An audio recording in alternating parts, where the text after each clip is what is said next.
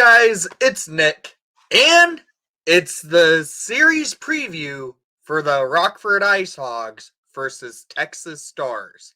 Going to have a similar video as I did for the preview with Tyler and John here from the first preview against the Iowa Wild. Welcome, guys. We're back. Nick. So, Icehogs end up this series winning in 2. We all predicted the series to go 3 against the Wild. I didn't actually. John I predicted didn't. 2. John didn't. Okay. John didn't. But for the most part, we all kind of thought maybe the series would go the distance of the 3-game series, but John actually predicted the 2-game win. What's your guys' thoughts on how the Icehogs played in that first 2 sets of games against the Iowa Wild going into this series against the Texas Stars? 2 words. Buddy Robinson. Buddy Robinson. Who would have expected Buddy Robinson with a series-clinching goal in overtime? Well, I'm not surprised there were overtime goals because there were so many games because we had 12 games in regular season against Iowa this year. Not surprised that we had games going to overtime because the majority of those games, I think like 7 of them, did go to overtime. Yep. So the fact that they won both their games in overtime and the fact that both games against Iowa went to overtime, I'm not surprised by that. But Buddy Robinson, playoff OTGWG, and we're moving on. Yeah, who would have... honestly, Buddy Robinson, at first I thought it was Grimaldi who got the goal for the second game in a row in overtime because Grimaldi was the one who helped set up the play. That overtime goal for Buddy Robinson to send the Icehogs on to the semifinals against the Stars is honestly the most shocking goal of the playoffs. Even comparing that to the NHL so far. Man, why you hating, man? Why you hating? I'm not hating. I'm giving them all respect. I don't know that goal that LA scored Iafallo game 1. That was pretty wild. Yeah, but that came out of nowhere. It didn't. I would agree there, but Buddy Robinson for an OT game-winning goal in a playoff is kind of one that you won't ever have on your bingo card, and it actually happened. No, you will not. Yeah. Also, 2 more words. Arvid Soderblom. Yes, the defense was the bigger deal. There was how well he performed, how well the defense performed. It was significant considering how stop and start the Icehogs had been since the trade deadline, and how they kind of floundered into the end of the season and barely snuck into the playoffs. It's good to see that, things started to turn around a bit there. I think that, the return of Alex Vlasic, Isaac Phillips starting to feel a little more comfortable there, along with the other guys they had in that lineup. I'm not surprised that this was how they were able to figure it out, but it took a bit. It certainly took a bit. I mean, we had offense from defense for once. This is shocking. Oh, yes. A big power play goal by Isaac Phillips tied up the game at one point, which the power play this year for the Icehogs, if you don't know that, it was horrendous. And them getting a power play goal from Isaac was a big one for the Icehogs in game 2. If I say what I want to say about the power play, I will get in big trouble. So I will not say what I want to say. We'll just say this. It was nearly a disgrace to hockey, if you know what I mean from the Hockey Podcast. Also, I would like to shout out the part where Michael Tepley had 2 points in the series. Yeah, that was a good call. You did say Tepley needed to turn up his play, and he has. He's played well in the playoffs so far. I will he had also a goal in one of the games, and he's played well. But another key player with 2 goals in the playoffs so far, taking the start to go on to play the Stars, David Gus. Gus is starting to do what he did last year as a Chicago Wolf in the playoffs, it looks like. I will take my victory laps on David Gust. I said he needs to turn it on. But I think I mentioned in the season preview or the series preview for the Wild series that he had he had 4 points in 10 games or something like that, and he was an X factor. He was my X factor. So Mhm. and now he's got what, 2 goals? Yeah, he has 2 goals in the Yeah, playoffs so far. 2 goals, an Yeah. assist, 3 points. So And he's then back my now. X factor, Lucas Reichel. They didn't even Mhm. need him to score a goal, and I believe he only has 1 assist so far in the playoffs. Well, He's actually gone pointless so far. oh He's yeah, gone okay. pointless. So Yeah. honestly, the Ice Hogs are working by committee, it seems like, to knock out the Iowa Wild. But let's now get into who we're now going to face off in the playoffs and the semifinals, the Texas Stars. The Mhm. regular season, the Texas Stars won the Central Division in the AHL.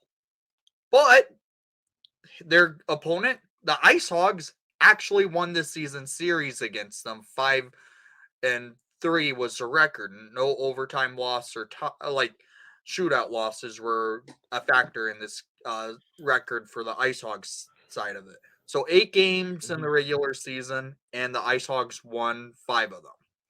And 3 So of them Yeah. went to overtime. We didn't lose a single game in overtime against the Stars. okay, and going into the series, what's your guys' thoughts on the fact the Hogs do match up well against this Texas Stars team. Even though in regular season there was a point where Soderblom did not do so well against these guys. Well, I think that one of the things with the Texas Stars is that they have a really experienced defense. They have both Will Butcher and Alex Petrovic, which those are guys with hundreds of NHL games, and that's a fantastic sorry. That's a fantastic duo to have in the AHL. So to have those guys there, along with apparently their leader in plus minus, Ryan Shea. Yeah, it I'm that I'm could I'm be I'm not going to say anything else involving Ryan Shea, but okay. Okay. But I could see where you're coming from with the experience of the NHL play with the side of the Stars. That could be a big factor going into the playoffs Mhm. against the Ice Hogs, who honestly, their defense is not as experienced going into it. They have Isaac Phillips, they have Alex Vlasic, who do have some NHL experience, but not like a lot of it to really make it a key X factor, but Yeah, enough for them to play well enough to make it into the NHL. And John, what's your thoughts? those are young guys. They're not veterans. Yeah, They're not guys like they aren't, Petrovic or Butcher. but yet they're wearing the A's on this team. Hmm. So the Stars, as you mentioned, have an experienced defense. They have an experienced forward group, and then they have an unexperienced goalie who's only played 2 games in the playoffs, and that was last year's playoffs Against the Ice Hogs. against the Ice Hogs, and they lost. They got swept by us, much like the Wild did, 2-0. So it's kind of weird because everything depends on the goalie, or not everything, but you know what I mean. A lot of stuff depends on the goalie to be well, and who knows if he will lay an egg like he did last year, or if he'll come up to the task this year. Yeah, and if you guys are wondering what goalie John's talking about, it's the other Matt Murray with the Texas, with the Dallas organization, who actually had his NHL debut this season against the Blackhawks, getting his career first win versus us, and probably one of the worst games of the season. So, Yeah. um, with the fact the how Arvid played against the Stars this year, it's something to note to talk about. It was a while ago. He only played had 2 appearances in the season series against the Stars, and both of them not so good. Tyler, Yeah. So in the first game that Arvid played against the Texas Stars, it was the first game after getting sent down. It was kind of at the lowest point of his confidence. It was back in the end of December, and he got absolutely shelled. He only played 30 minutes and he allowed 5 goals on 12 shots. There's no Yeah. way to sugarcoat it. That was bad. But it was at the absolute bottom of the barrel of his confidence and of his play for the season. Later on, he plays against the Stars again. He allows 4 goals on 30 shots. Not great, but still not what you'd expect. It's not bad, but it's not great.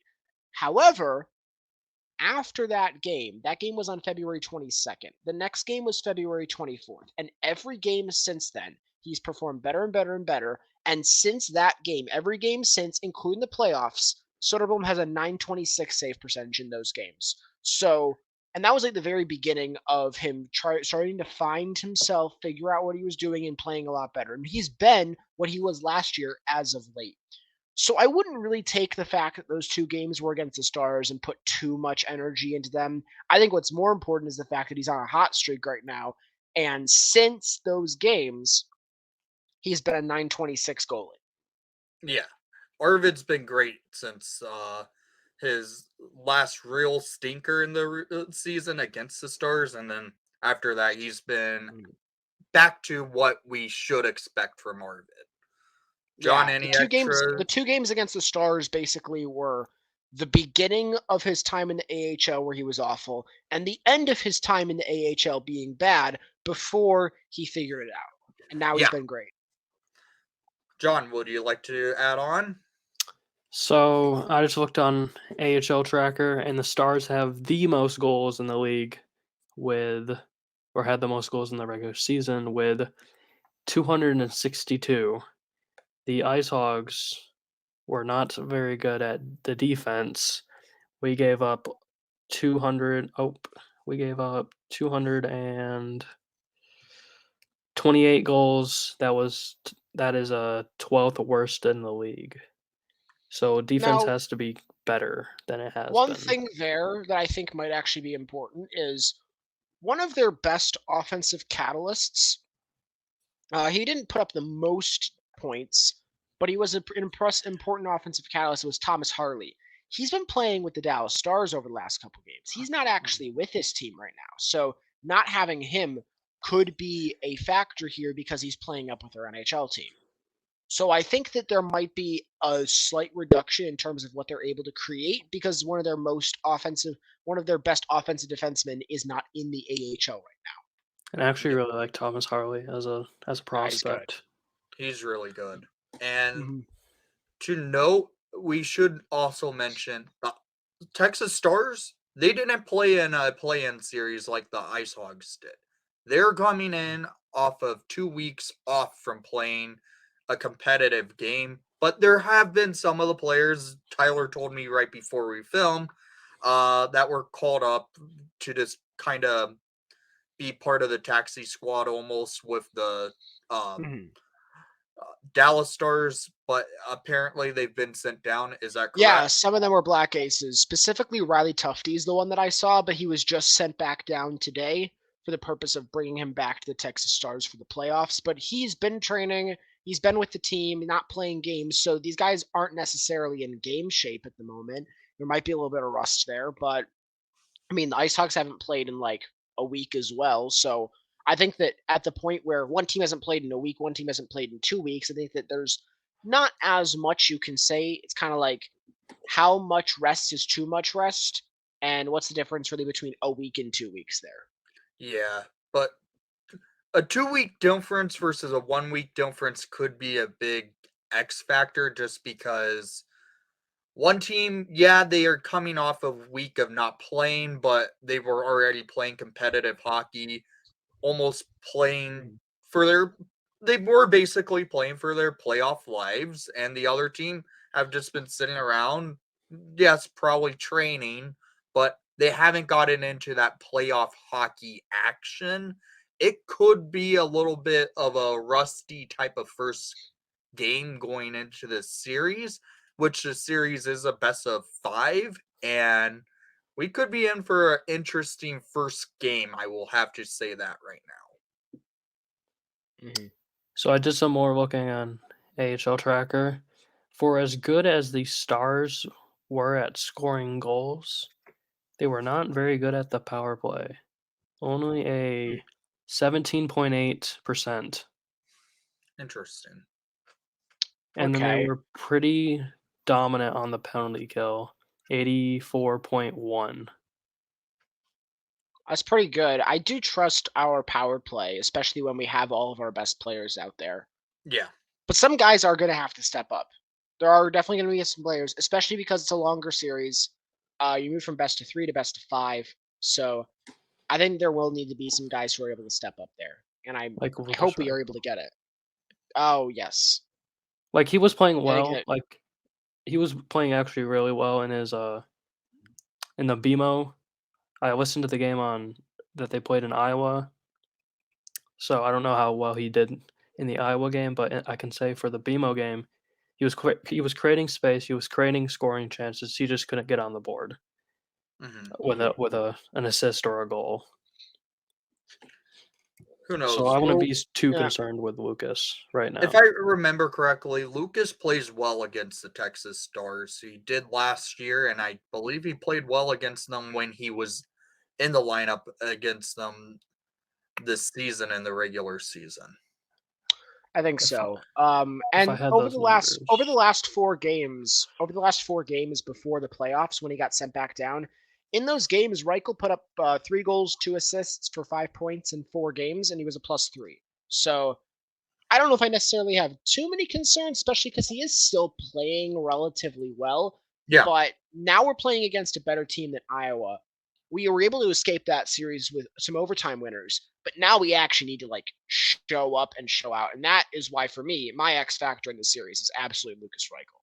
Okay. Okay, Yeah. I I think my can. I think the X factor for the series is Lucas Reichel because for me, that is where you're gonna need the guys to turn up. You're gonna need your best guys to be there because so far the production has not matched the chances that he's created. And obviously it's great to create chances, but they gotta turn into something. And against a team like this with a veteran defense, with a goalie who has been on and off at times, but has been pretty sharp in the AHL for the most part, and a team that has maybe some rust in their legs.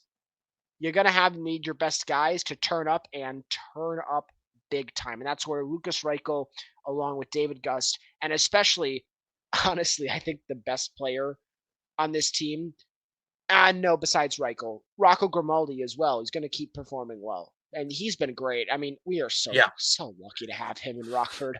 We didn't even talk about it. He did score the overtime goal in game 1 of the Iowa series, and it was an absolute snipe. I cannot believe we actually pulled off that trade. I know that Grimaldi's on an AHL contract and Secura was on an NHL contract, but I don't care. We fleeced them. We fleeced them. Honestly, I think maybe after this playoff run, maybe the Blackhawks consider getting Grimaldi an NHL level contract. I wouldn't be against it. I've always liked Grimaldi, even though it just seems like he rarely ever gets a chance, just because Yeah. he's so small. 5'6" small. He's 5'6". Like he rarely gets a chance, On a but good day, he's 5'6". He's Sorry. basically the Nathan Gerby of the NHL, who actually sometimes got chances. yeah, But I think Grimaldi could work because the fact is, the Blackhawks are going to need to sign players to NHL level contracts this coming off season. They're having a lot of players coming off the books, and they need to get up to that cap floor somehow. Might as well give Grimaldi something. I And think we don't that have a lot of prospects then too, right? less forwards are coming off the books than you'd think. Yeah, I would say that, yeah, because you have to admit Philip Kurashev's going to get qualified. If they Probably. don't, there's something seriously wrong with Kyle Davidson. hmm But the Blackhawks do, I feel like, could use some extra forwards to help out on the back end because Yeah. there's going to be roster spots open next season in Oh Chicago. yeah. And if you give Grimaldi an NHL level contract, you do it what they did with David Guss, who has an NHL He'll level probably contract. if he gets a deal with Rockford or Chicago, he'll probably be in Rockford the majority of the Yeah, season. Regardless, even if it's just to end the year, it's just great to have a guy with that experience and playing as well as he is with the team right now and being able to contribute more. I want to take a look as well at just in terms of other players. Joey Anderson, another player in the top six, didn't have a point in the first two games, which is I not thought he great played. either. But I thought he played really well too. That top mm, line with it I was do. I really do think Joey did play well. He was moving the puck well enough for the Hogs to get some scoring chances in the two games. So I'm not worried about that. But mm, the top six really will need to come out early against the Stars team because the Stars team, as I mentioned, have been down, not playing for 2 weeks, but just practicing probably. That's pretty much yeah, what they would be having to do. The Icehogs have played 2 games, and the top six, if they come out early, get a couple goals quick, they could take advantage of pretty much a rusty Texas Stars team. um yeah. I can't talk about the Iowa game because I only listened to it, and to me listening to hockey is like a disservice to the game. It's just so hard You to can't keep up you with it. can't you can't evaluate it. Right. Yeah. Um but anyways, the BMO game, we went with the total nuclear line, and it went Grimaldi, Lucas Reichel, and Joey Anderson, and that was probably our best line of the of the night, and only had 1 point and that was Grimaldi. Mhm. But it Yeah. was generating Yeah, scoring it chances. was getting Oh, definitely, it was getting definitely. pucks at the net. It was creating scoring chances. Just couldn't find the back of the net. I mean, Grimaldi in the series had 7 shots. Lucas Reichel had 5, and Joey Anderson only had 2. Andy Walensky apparently had 6. Um, okay, I guess. Sure, but also, so you two X factors for the series. What do you got? John, go ahead. Oh man, you're putting me on the spot. Yep.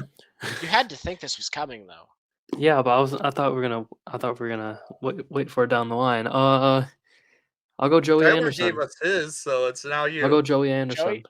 Joey, all Okay. right. I think he needs to. If I remember correctly, he had 36 points in 38 games this year in the AHL. I think he needs to show more of that production in this series. Yeah. I know he was close to a point per game. I don't remember exactly what it was though. So it's pretty much before the Yeah, Blackhawks. it was 30 in 32 combining his time with the Marlies and the Icehogs. Okay, that's not bad. Not bad at But all. yeah, I can see where you're going with Joey needing to be an X factor. I'm going on the blue line here. I'm going to Okay. stick with a player who ended up scoring in one of the games, but if he can do it again and move the puck well like he was in the first 2 games against the Wild, I'm going with Isaac Phillips. Phillips being pretty much our best blue liner on the team right now. You can argue it with Vlasic, but I honestly would say Isaac Phillips needs to, if he does what he did against the Iowa Wild, the Ice Hogs are going to do a lot of good things in this series against the Texas Stars. Mhm. Yeah. I agree. From what I watched from the goal that uh, Iowa scored, I think it was in the BMO. He pinched and it allowed a goal, but other than that, I have zero complaints against Isaac Phillips. Mhm. Yeah. And he's usually very steady. He's usually Right. sturdy. And I think that next year you're going to see more and more of those NHL opportunities coming, and he's going to really show that he's got some serious potential. I would go Yeah. as far to say he'll have most of his time in the NHL. Mhm. I would probably think he's up in the NHL most of the Yeah. season next year. And I've said this before, and I think I've said this to John before. I'll just throw it out there. I think most of the time, I think I've been talking with Wally about this. It's about Isaac Phillips and like his upside and everything. We've seen so many late round picks in the past who develop through the AHL become way more than anyone really expected from them coming out of the draft. And I guess I ask the question, why can't Isaac Phillips be Mackenzie Weegar? I mean, yeah. Why can't he? Why can't he? Honestly, that's a It's good up to question. it's up to him, but I think that's the peak. But there's those really talented defensemen there. He has the right mindset. He thinks the game on a really high level. hmm So why can't he? It's up to him. It's entirely up to him if he's able to reach those heights. Yeah, and with the That's fact actually a that really good comparison, Tyler. I actually love that. I Oh, I do never thought too, about it. I never thought about it. Okay. I see you, and the Tyler. fact that Phillips, I think, benefited with the him getting to go straight to the AHL instead of having to play it in the OHL from his draft year. I think he benefited greatly because the Blackhawks were able to control how they wanted to play him and what they wanted it to do in his development. And I think he benefited more than how, for instance, Ian Mitchell's development has gone in the NHL. You mean the person that shall not be spoken or be named? Yeah, well, I'm just saying, Yeah, well, Isaac Phillips. Ian Mitchell's one thing, but there's also Isaac Phillips got to Rockford as a 19-year-old, Yeah, and we saw another 19-year-old in Rockford that year who did not adapt to the AHL at all. Bodan. Michael Krudel. yeah, Oh, okay. Michael Krudel, he did not yeah. adapt at all. Meanwhile, Phillips did. So we already know that he adapts really well to his surroundings. It's not like he's going to be a star or anything. He doesn't really have that upside. But And he was what there's a solid defenseman in there. and he was a fifth Fifth round round pick pick. Fifth round by pick. the bald man. Yeah. All right. Score predictions. Okay. Let's get into the predictions. What you guys predict going into Oh. the series? It's a 5-game series starting in Rockford for the first two, is it not? First two Yes. games? in So Rockford for the it's first two. AHL. AHL is weird. So they go Rockford for 2 games for the first 2 games, and then Texas for the last 3, if necessary. Okay. right. John, let's see what your predictions are for the series. All right. So I think we go the distance. I think we go 5, and I'll say the first game we win 3-2 in overtime. Then Texas wins the next game. I'll say 2-1 or 1-2 in regulation. Then I'll say we win the next game 5-3. So we got a one. Yeah. So then we got Texas winning the next game. I don't know, 4-3 in overtime, and then I'll say we win the next or the last game, obviously. I don't know. I'll say 2-0. Okay. Tyler? Well, and I believe that I would be right in saying that Matthew Murray, over the last over the last games has not played, or over the last like months has not played as well as he did to start the season. I believe I would be correct in saying that, but I You am going to are. just because I think that there was one point where his save percentage was in like the 920s, and yet by the end of the season it ended up at a 911. Mhm. I will give it a quick confirmation right now just to make sure, but Yeah, it looks like over the last couple games he had a couple of poor games, and he was better to start the year, and some of the games towards the end were not as good. I think that when it comes to this series against the Texas Stars, I think that the Ice Hogs, because the Blackhawks aren't in the playoffs, were able to send down guys.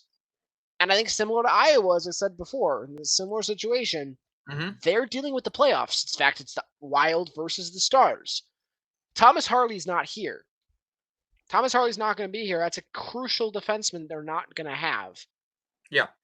I think that with a goalie like Matthew Murray, and I'd be even more confident if they still had Hudobin because, oh my God, he would be awful for them.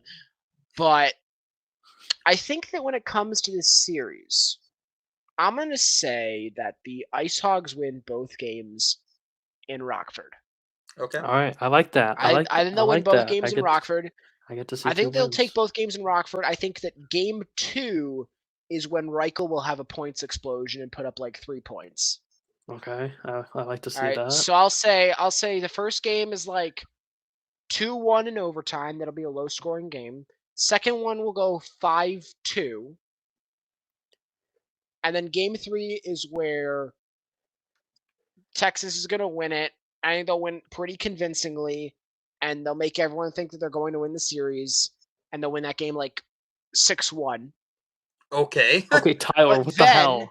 No, but then game 4, Ice Hogs win 3-2 in overtime. And they Okay. win the series. Okay. So you have the Ice Hogs winning in 4.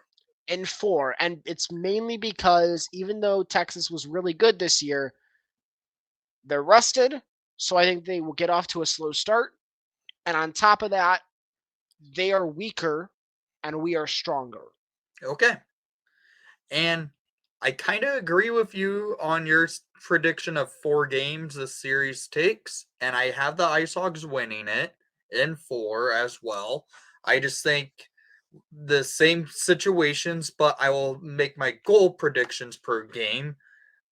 Friday, April 28th in the BMO, Ice Hogs will win it with a score of 3-0, with Reichel scoring 2 points in that game. There it is. And a Soderblom shutout, which would be nice. April 30th, Sunday at the BMO. Ice Hogs winning in overtime with a score of 4-3 final score, and let's say a prediction for a goal winner. Why not? Let's give it back to David Gus for the game-winning goal in overtime. I like to see this, Nick. Game 3 in Texas at the HEB Center in Cedar Park is what they call it on May 3rd on a Wednesday. I would predict the Stars to come and win this game to force the game 4 with a score of 4-2. Okay. And then game 4, I predict the Ice Hogs to close out the series with a final score of 4-1 Ice Hogs. I like to see it, Nick. All right. Okay. There we go. And would you like to add on to going into this series? Who do you think could be A lot of optimism going on here. Yes, it is a lot of optimism. Here we go. We're all in. For once, I'm not the most optimist. I said 5. Yes. You both said 4. Usually, it's the other way around. Either way, we can't win the series at the BMO. It's physically impossible, and that's one of the issues with that's one of the issues I have with the AHL's scheduling is they make it impossible to win these early series as a road team at your home stadium. Make it literally impossible. Yeah, but it is kind of weird that they go like Texas won the division. I'm pretty sure no, they were not the best team in the Western Conference. The Coachella Valley, whatever they're called. No, it's Calgary Wranglers who were. Okay, they were the best in the conference. Yep. So either way though, they won the division, yet they have to go on the road for the first 2 games. That's kind of weird. Yeah. But that will change, if I'm not mistaken, going into the next series. If the Icehogs do win this series against the Stars, I'm saying if because I don't like jinxing everything. So I'll knock on if wood, the man. Icehogs win the series, it does go to a 7-game series next round. Which Yeah, that'll be okay, better. I think they then do the traveling back and forth for Yeah. 2 home games, 2 road games, and 2 on the 1-1-1 type of situation. I wouldn't be surprised if the AHL does 2-3-2. 2-3-2. Okay. Yeah, the way the MLB does it. I wouldn't be Okay. surprised if the AHL does it that way, but they might do the NHL style of 2-2-1-1-1. We'll see how it goes because right now it's all up in the air with how this And playoffs we would have gone. play. We would play And the winner of Milwaukee and Manitoba if we move on. that would be an Okay. interesting series if that one of those 2 teams. Yes, indeed. But let's close out this video here. I want to say thank you for those who came and watched this nearly 40-minute video of us previewing the Icehogs versus Texas Stars series. And stay tuned for all the recap videos of each game. And thank you for watching the broadcast. Please leave a like and subscribe if you haven't done so already. And most of all, let's go Hogs. Go Hogs. Let's go Icehogs.